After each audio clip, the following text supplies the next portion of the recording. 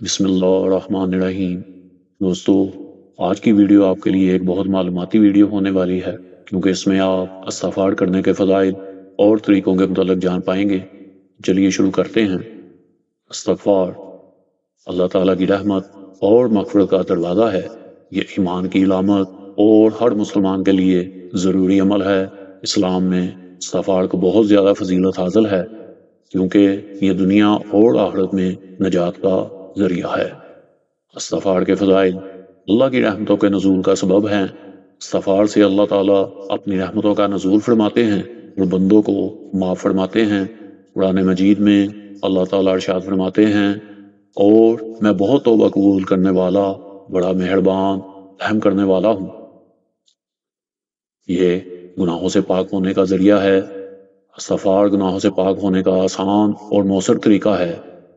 سنن ابن ماجہ حدیث نمبر 4098 میں نبی اکرم صلی اللہ علیہ وسلم نے فرمایا، جو شخص استغفار پر دوام رکھتا ہے تو اللہ تعالیٰ اس کے ہر غم کا حل اور تنگی سے نکلنے کا راستہ پیدا کر دیتا ہے، اور اسے وہاں سے رزق عطا فرماتا ہے جہاں سے وہ گمان بھی نہیں کرتا۔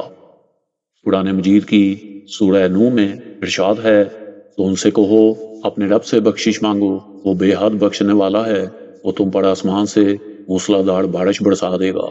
رزق میں وسعت کا سبب استغفار کرنے سے رزق میں وسعت پیدا ہوتی ہے۔ احادیث مبارکہ میں ہے کہ حضرت نوح علیہ السلام کی قوم جب خشک سالی میں مبتلا ہوئی تو انہوں نے اپنی قوم کو استغفار کی تلقین فرمائی، چنانچہ اللہ تعالیٰ نے ان پر بارش برسائی اور انہیں رزق سے نوازا۔ استغفار کرنے کے فوائد اور طریقے۔ استغفار اللہ تعالیٰ سے اپنے گناہوں کی معافی مانگنے کا عمل ہے۔ یہ ایمان کی اساس اور اللہ تعالیٰ کی رحمت حاصل کرنے کا ذریعہ ہے۔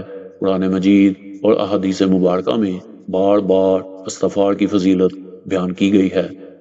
استغفار کرنے کا کوئی خاص طریقہ نہیں ہے، بلکہ دل سے اللہ تعالیٰ سے معافی مانگنا ہی کافی ہے۔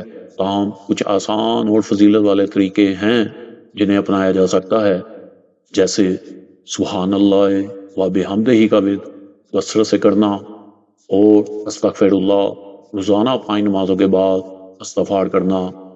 استغفار کا سب سے بڑا فائدہ یہ ہے کہ اللہ تعالیٰ گناہوں کو معاف فرما دیتے ہیں، جیسا کہ اللہ تعالیٰ قرآن مجید میں ارشاد فرماتے ہیں، سورہ آل عمران 135، اور جب وہ کوئی بری حرکت کر بیٹھتے ہیں یا اپنی جانوں پر ظلم کر لیتے ہیں، اللہ کو یاد کرتے ہیں اور اپنے گناہوں کی معافی مانگتے ہیں، اور اللہ کے سوا کون گناہ معاف کرنے والا ہے، اور جو کچھ کر چکے ہیں اس پر جانتے بوجھتے ڈٹے نہیں رہتے۔ استغفار واقعی قبولیت کا سبب بنتا ہے۔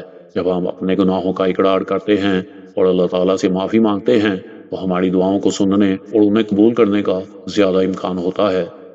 استغفار رزق میں وسعت کا باعث بنتا ہے۔ رسول اللہ صلی اللہ علیہ وسلم نے فرمایا، جو شخص زیادہ استغفار کرتا ہے تو اللہ تعالیٰ اس کی ہر پریشانی کو دور کر دیتا ہے اور ہر تنگی سے نکال دیتا ہے، اور اسے وہاں سے رزق عطا کرتا ہے جہاں سے وہ گمان بھی نہیں کرتا۔ استغفار مصیبتوں اور آزمائشوں میں بچاؤ کا ذریعہ ہے۔ جب ہم اللہ تعالیٰ سے معافی مانگتے ہیں تو وہ ہمیں مصیبتوں میں مبتلا ہونے سے بچا لیتا ہے یا پھر ان مصیبتوں کو کم کر دیتا ہے۔ استغفار سے دل کو سکون اور اطمینان ملتا ہے۔ جب ہم اللہ تعالیٰ کے سامنے اپنے گناہوں کا اقرار کرتے ہیں، اس سے معافی مانگتے ہیں، تو ہمیں یہ احساس ہوتا ہے کہ اللہ تعالیٰ ہم سے ناراض نہیں ہے اور وہ ہماری مغفرت کرے گا۔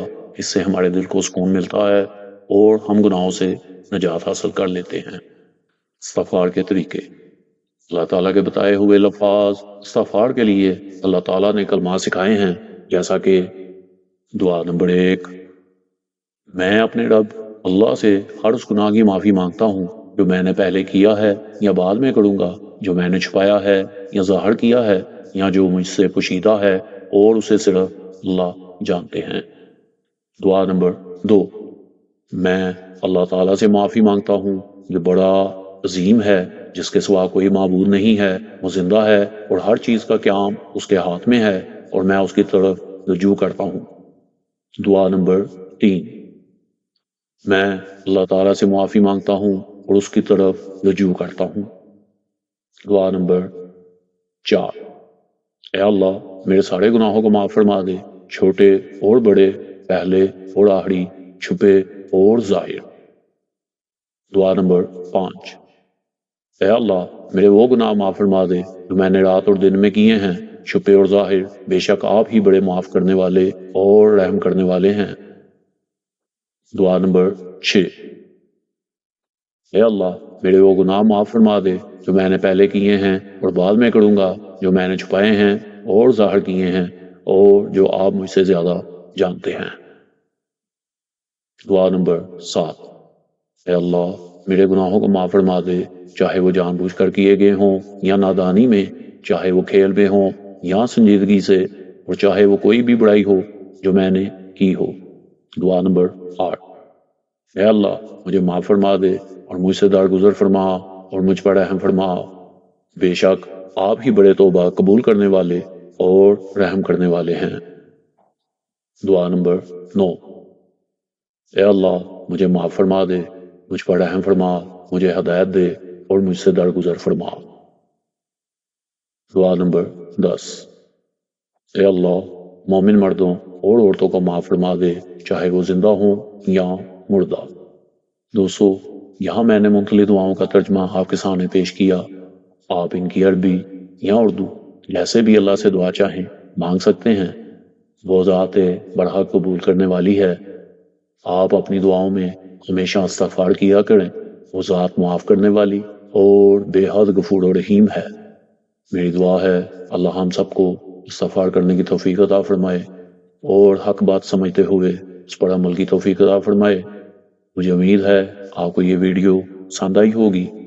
اگر آپ چاہتے ہیں یہ سلسلہ اسی طرح جاری رہے تو ہمارے چینل دو بوند علم کو لازمی سبسکرائب کر لیں اور بیل آئیکن کے بٹن کو دبا دیں تاکہ آئندہ آنے والی تمام ویڈیوز آپ کو بر وقت مل سکیں۔ تو دوستو ملتے ہیں اگلی کسی ویڈیو میں، تب تک کے لیے اجازت دیں۔ اگر زندگی رہی، اللہ حافظ۔